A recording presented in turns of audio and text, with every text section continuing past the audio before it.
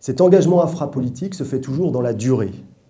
tout simplement parce qu'il dépend des habitudes acquises, comme je viens de le préciser, et débouche donc sur une transformation progressive de l'être, plutôt qu'une illumination soudaine, comme on pourrait par exemple la trouver chez certains mystiques. Pour reprendre l'image du penseur Émile Armand, l'homme doit d'abord s'occuper de libérer son propre domaine, c'est-à-dire sculpter sa statue intérieure, avant de prendre position dans la société. On verra d'ailleurs que le retour à cette société est peut-être ce qui pose le plus de problèmes. Alors pour le moment, je voudrais appliquer ce schéma infrapolitique à la pensée de Guénon et voir ainsi comment ce dernier a réussi à décliner son concept de tradition, sa métapolitique, dans l'espace des expériences individuelles, dans les projets d'existence pour soi. Alors chez Guénon, on le sait, cet engagement prend effectivement une forme spécifique, puisqu'il réside tout entier dans le cheminement initiatique,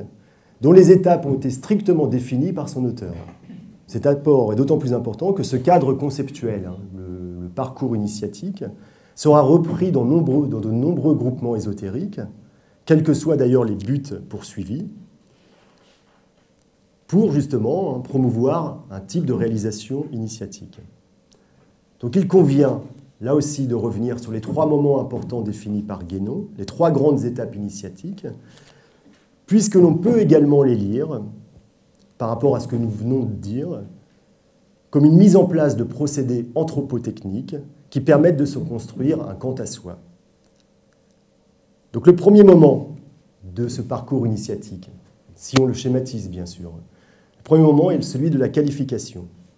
Il concerne les potentialités inhérentes à chaque individu et consiste à préparer le terrain sur lequel doit germer le secret initiatique. Alors cette préparation, justement, se concrétise dans un ensemble de pratiques, de techniques,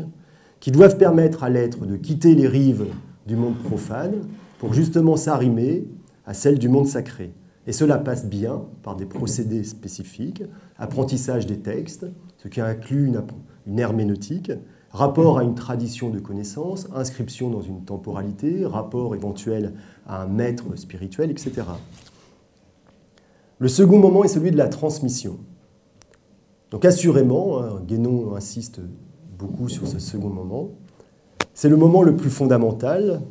dans la mesure où c'est celui qui assure le passage des potentialités aux virtualités et se concrétise par la transmission de l'influence spirituelle.